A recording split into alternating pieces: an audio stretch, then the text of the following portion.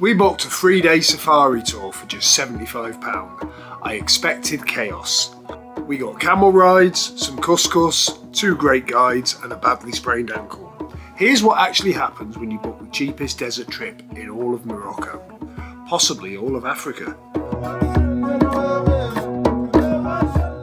Well, here's the deal, this 3-day desert safari cost me £75.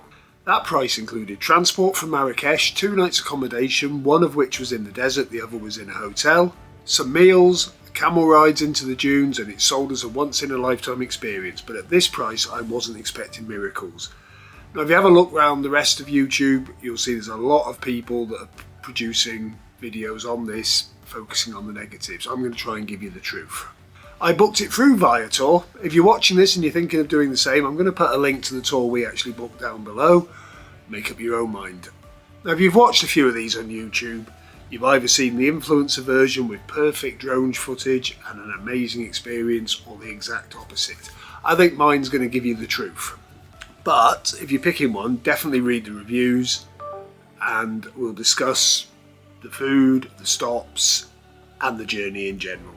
I'm not here to sell you a dream, I'm here to show you what this tour actually gives. No bull, no filters, just the truth about what £75 actually gets you in the Moroccan desert. And spoiler alert, it's not all bad. I mean, you'll see dunes, you'll ride a camel, and if you're lucky you'll get guides as good as Mohammed and Hisham. You might also sprain your ankle racing Gen Z up a sand dune, but that's on you. Let's get into it. Here's what actually happens on the 3-day Sahara tour from Marrakesh. Yeah, we started with breakfast in Jamar El Fanar Square, and that's the beauty of Marrakesh. You can eat at any hour.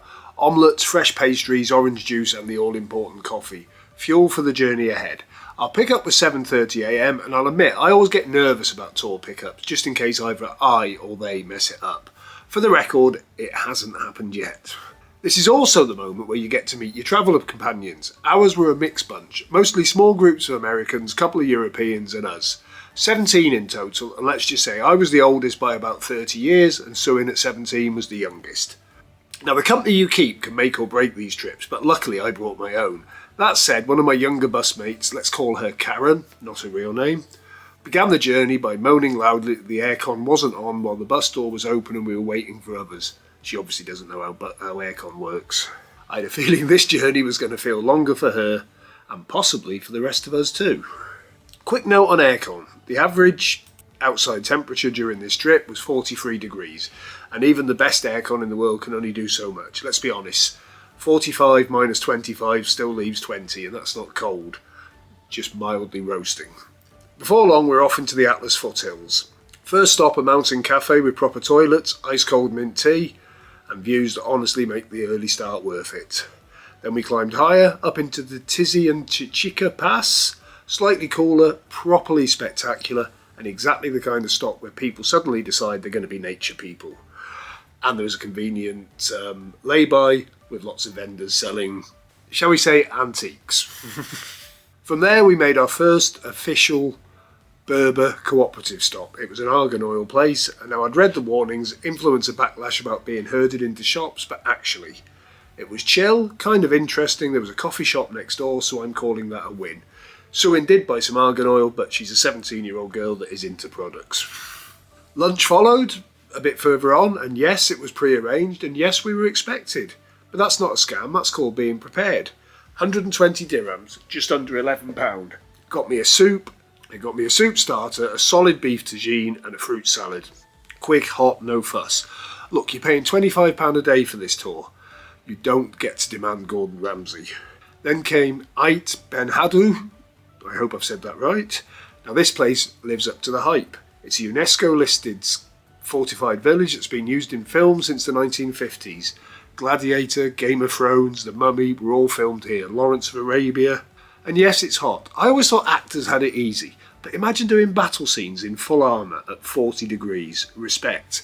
And another interesting fact, if they filmed Gladiator here, Oliver Reed died on location. Yeah, definitely respect for actors after that. Couple more stops, including a supermarket, resupply for water and snacks, and we finally arrived in Tinghir. Now, an important note here, just in case you decide to book this tour and you book it a different time of year to me, It advertises a basic and a luxury option. I suspect, given that it was the hot low season, we all ended up in the same hotel, and I'd say we got the luxury version. And boy, am I glad we did. There was aircon, decent pool, very solid dinner, couscous, tagines, skewers, and the chance to sit outside and bond with a group. This is where it starts to feel like a proper adventure. You're reflecting on the day, you're tired, you're sun-kissed, and you've got 2 days of sand and stars ahead. Added bonus, we got a bit of a swim, and full transparency, drinking isn't that easy in Morocco. We noticed in the city we were either paying a fortune in rooftop bars, or in the hotel we stayed in there were restrictions on where you could take your drink. This place was in the middle of nowhere. You could buy a beer, take it to the pool, bingo. So all in all, the first day was, yes, it was hard work, yes, it was a bit stuffy on the bus, but considering up to this point we'd spent 25 quid with the tour company and we were going to bed in a nice 4-star hotel, I'm calling that a win. Let's see what happens with day 2. I am going to try and find some negatives, but at the moment, other than the fact that the bus journey's long, but you've only got to look at a map. It's going to take 2 days to get to the Sahara. And on the next bit, I'll tell you why it takes 2 days to get there. It's pure genius. So we slept well you would in a 4-star hotel, wouldn't you? And we kicked day 2 off with the second of our included meals, a surprisingly decent buffet breakfast that sat somewhere between traditional Moroccan and old school continental.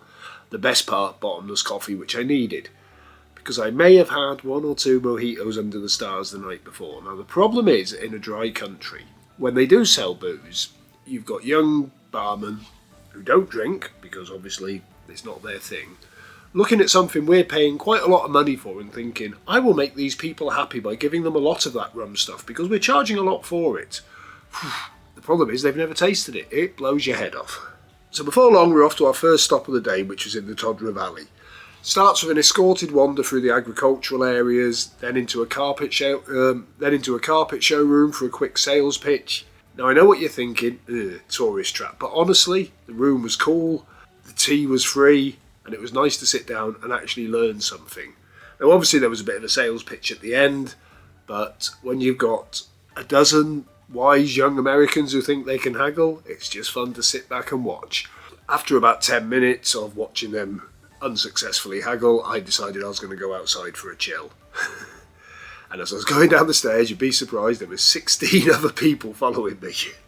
But no, it was very interesting. There was a bit of hard sell, but it wasn't ridiculous. Just don't show you're interested.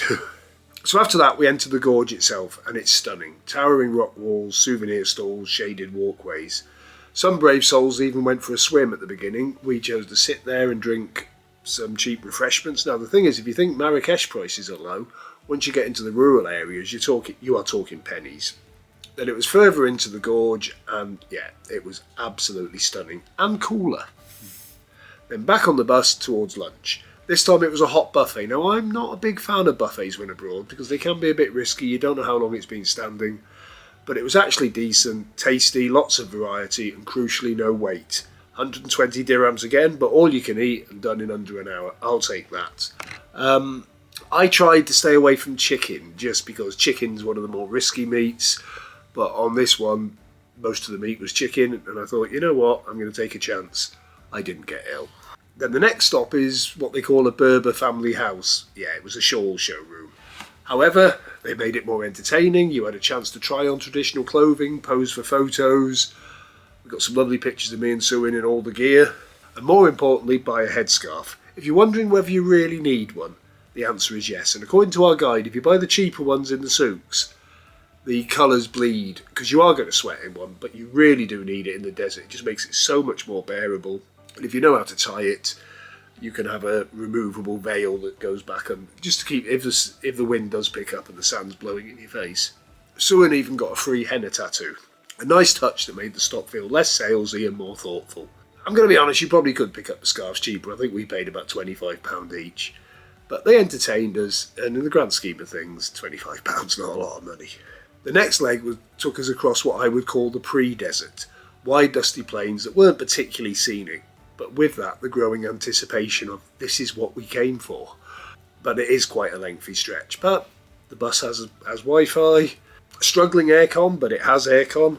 Now some Some influencers complain about how long it takes to get to the desert, 2 days. But think about it. Do you really want to arrive at one of the hottest places on the planet at the hottest part of the day? No, you want early evening, and that's when we got there. So it will take you 2 days to get there, and you'll learn about the next day how long it takes to get back. So it's time to camel up. An hour or so's ride through the dunes to the camp. Fun fact, our camel guides were actually younger than Suin. About 20 minutes in, I genuinely wondered how they weren't getting lost. Once you've gone over a dune, they all look the same. Fun fact, the dunes move, but they knew what they were doing. Thank God. Meanwhile, Karen, remember her? Turns out she's allergic to camels and got driven in by four-wheel drive. After 45 minutes on a camelback, I was deeply jealous. And that's the one thing about the camels, it's a great experience. Nobody said when we got there, God, I wish that was longer. We arrived at the camp early evening, another win for not in the midday sun strategy, but let's be honest, there's not a lot to do in the desert at 4 or 5 p.m. You're there, it's desert, it's sand, it's magical, but you don't want too much of it, do you? Sandboarding was available straight away, Suin was great at it, and let's just say I tried. But I did manage to go down a hill once. Picture a middle-aged man attempting to snowboard on warm flour. That's what I look like. Accommodation was simple but clean. The tents were basic but not uncomfortable, and although we didn't pay for the luxury option, which was essentially an ensuite tent, Mohammed kindly arranged for us to have our own tent. A nice gesture but not guaranteed. These tents are clean, basic, but you can be expected to share with up to 4 other people. Well, there's 6 beds. Me and Suin could have had four tent mates. I think they looked at the fact that she was basically a child, and I think if they put in strangers together, they tend not to mix the genders. So I didn't really want Suin going in with a bunch of other people. Mohammed was able to arrange that, but if that's an option, if you really don't want to be sharing with strangers, book the luxury option. If you're going in winter, I think the hotel on the first night will be basic, and the 4-star would only be if you'd book the luxury option. It is about £70 more, and if that's important to you, I'd pay it. After the sandboarding, we got a bonus, a blast across the dunes in a 4-wheel drive. Again, not guaranteed, but we were lucky, and it was brilliant. We were hoping to catch a really decent sunset. It didn't really happen because there was a bit of cloud cover, but you still saw the sun go down over the desert. And you know what? You're not there to take pictures, you're there to just experience it. So back at camp, we cleaned up and had another traditional dinner, hearty and satisfying. If I have one minor complaint, it's that water wasn't included, and they were charging about £2 for a 1.5 litre chilled bottle, but it was chilled. But honestly, you're in the middle of the desert, they could have charged 10 and I'd have still paid. After dinner, we gathered around the fire for live music and dancing. Now, everyone else was doing actual moves, and me being me, decided to get creative. I knew I didn't have any moves, and these guys had great moves, so I thought, there's a wall around the fire. If I jump up on that, sort of dance around it a bit, jump back down, it had a start, a middle and an end, and people will think, oh, that's different, freestyle, whatever. The problem is, I can't dance, and I'm not getting any better at balancing these days, so by the first halfway round I fell off, and I really badly sprained my ankle. Not ideal in the middle of the Sahara. Camp staff were brilliant, Mohammed especially. They offered to drive me to the hospital, but I wasn't about to miss my night in the desert, and it was fairly obvious nothing was broken. It still hurts now, 3 weeks later. Though I will say in that moment, I really wished Morocco had even more relaxed alcohol rules. I could have just done with a couple of gins then. Still, best night's sleep I'd had all week, probably because I'm coming down from the shock. So all in all, even with making an arse of myself, a brilliant second day. We've ridden the camel into the desert, we've experienced the desert, we've eaten, we've seen some interesting stuff. Other than what you've had to buy extra for your meals and stuff, this is still, you're talking, you've only spent 50 quid to get this far. You can't fault it, can you? So we'll wrap it up in day 3, and I'll give you some of my observations.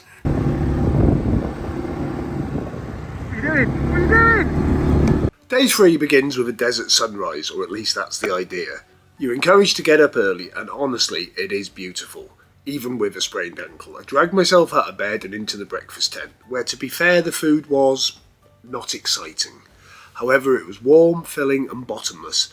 After the previous night's accidental aerobatics, I needed that. Now, I was not looking forward to bouncing around on a camel for 90 minutes, so the night before I had made the smart call to actually book the quad option for going back. Now this kicks in at, I think it's about €50 for a single quad or 60 for a twin. 2 of us, so I went for the twin. Best decision I made all trip.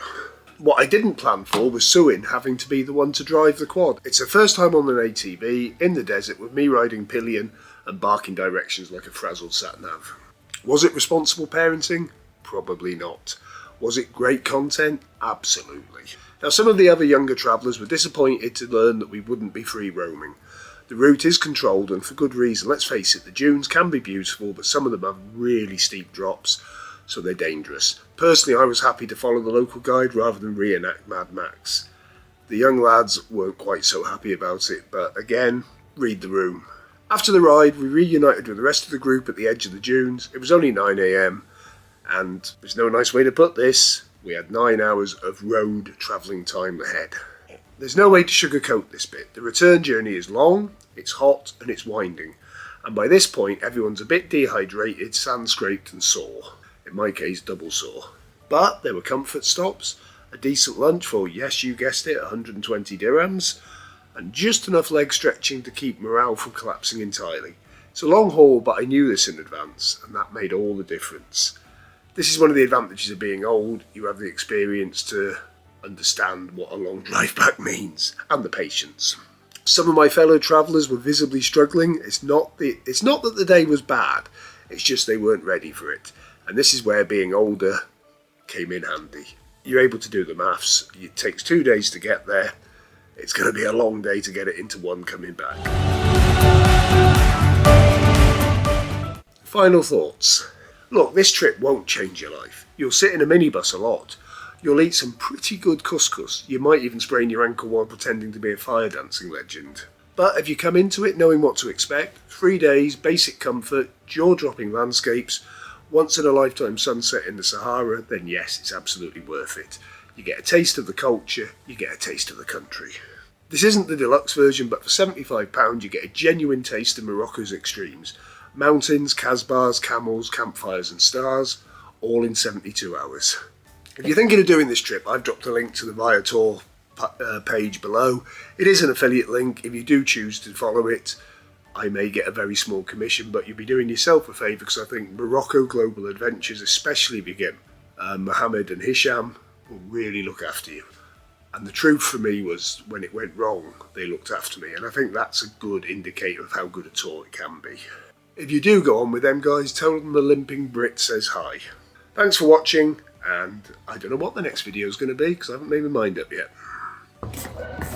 With my best friend Hisham, welcome anytime. Our company, Morocco Global Adventure, the best company in Morocco. And I can agree with that. For everyone.